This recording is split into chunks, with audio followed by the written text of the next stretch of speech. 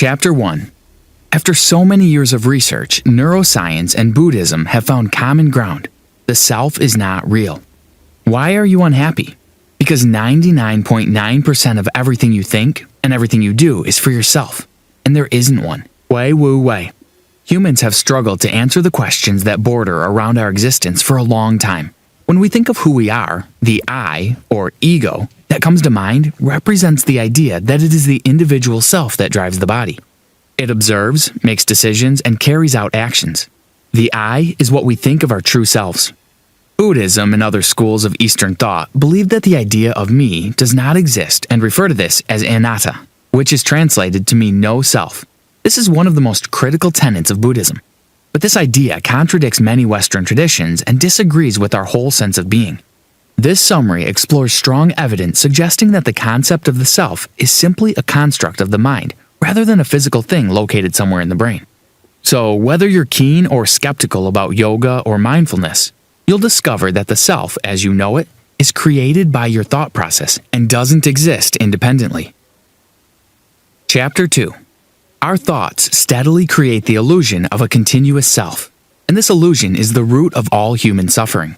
More than 2,500 years ago, Buddha asserted that the self is fictional, and this belief can also be found in the foundational text of Taoism, which was written a long time ago. Western philosophy, on the other hand, does not believe this, as is evidenced by the many theories scientists have propounded. Popular among these is a saying, cogito ergo sum, I think, therefore I am. Formulated by René Descartes in the 17th century, these words further assert that humankind is defined by thinking. Dr. Michael Gazzaniga was part of a group that performed a surgery that revealed the functions of the left and right sides of the brain, and laid the groundwork for the idea that the self doesn't exist in the way that we think it does. The brain has two minor halves that each specialize in certain types of tasks and are in constant communication. Research by Gazzaniga determined that the right side of the brain created explanations and reasons to help make sense of everything, while the left brain acted as an interpreter for reality.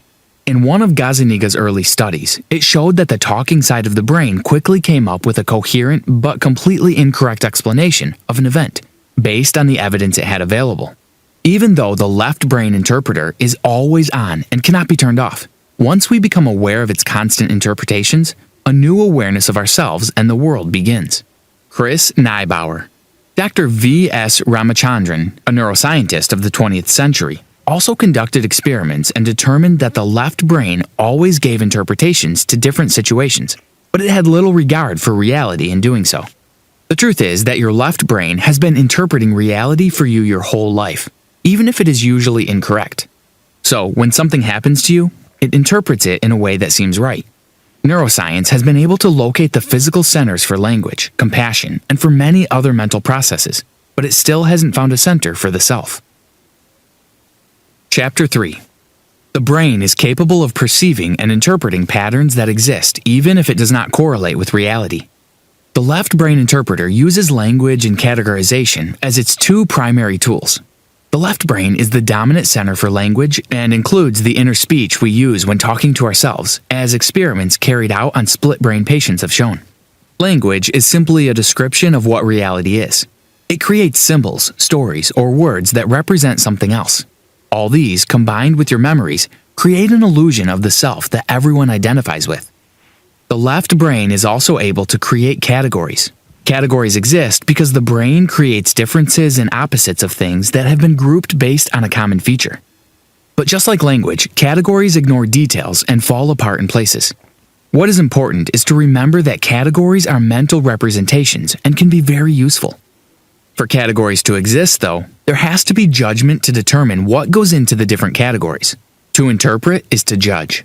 When does cold become hot or good become evil? When you realize that everyone can make a judgment and create endless categories, you can choose to no longer take interpretation seriously, since most of the time, the left brain ensures they're wrong. The left brain interpreter also creates a collection of categorical thoughts based on the ideas of wrong and right and mental models of how things are supposed to be, and groups them into likes and dislikes. All these form our belief system, but belief systems do not exist in the real world.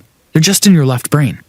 For instance, if you believe your religion is the best, this belief doesn't exist independently in the world. but in your mind at that moment of thinking. Eastern philosophy, Buddhism in particular, believes that we are not our thoughts and beliefs because regardless of your efforts, you cannot force a belief into existence. People die and kill for beliefs all the time because they don't realize they are just beliefs. They accept them as reality. Identity is merely a pattern of events in time and space. Change the pattern, and you have changed the person. Nisargadatta Maharaj. Psychology's first formal recognition of the pattern-perceiving part of the brain was due to the work of Dr. Hermann Rorschach, who created the famous inkblot test. A subject is presented with an inkblot and asked to say what they see in the image.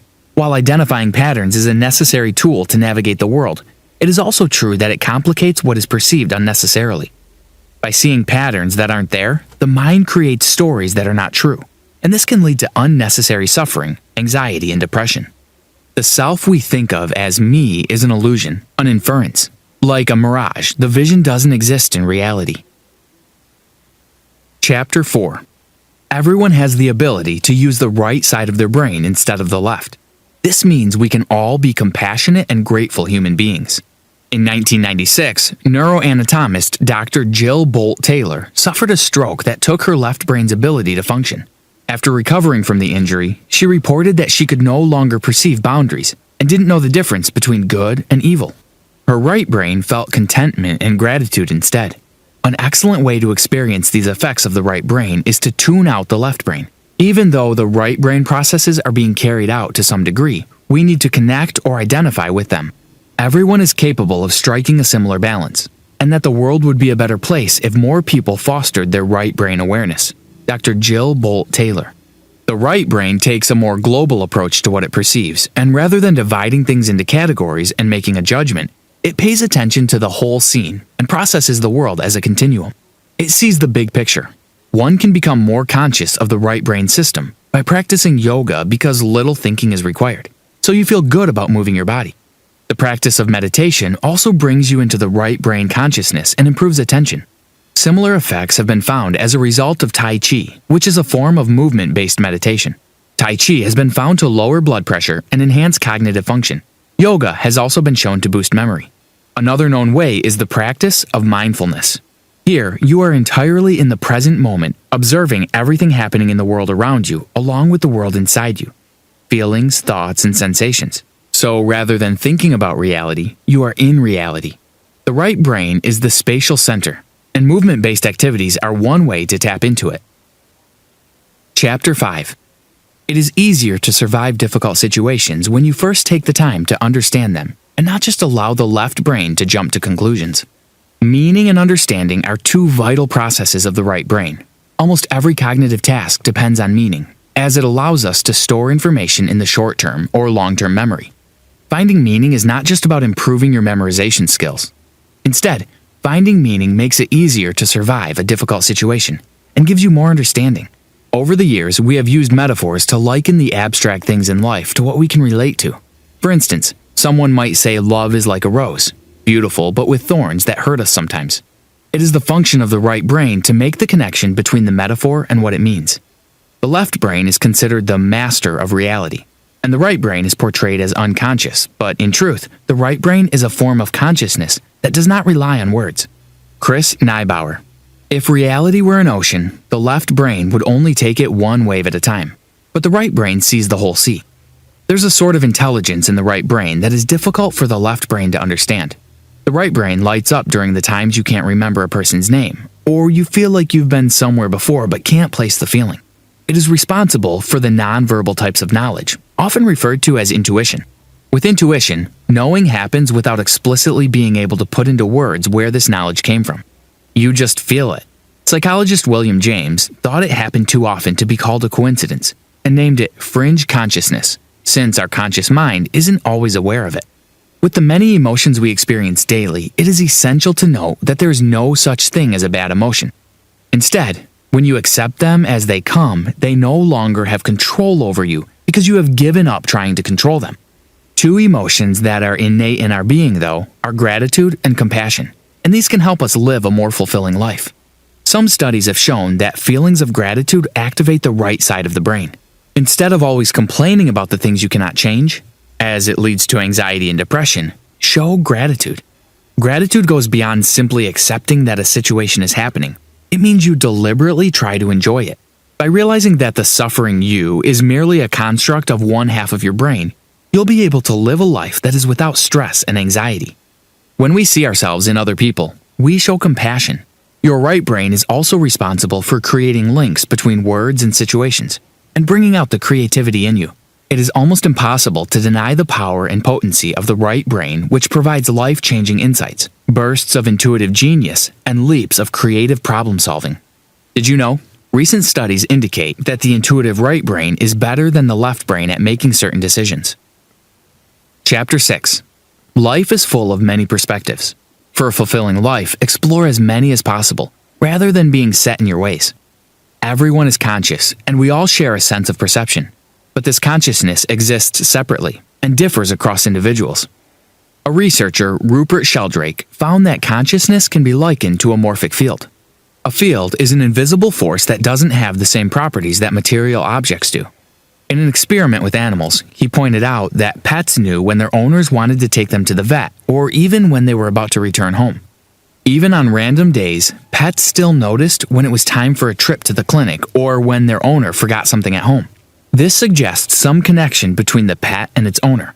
The idea that consciousness exists beyond the brain also explains the psychic or paranormal phenomena, because being able to sense information that lies beyond physical reach means that consciousness exceeds physical confines.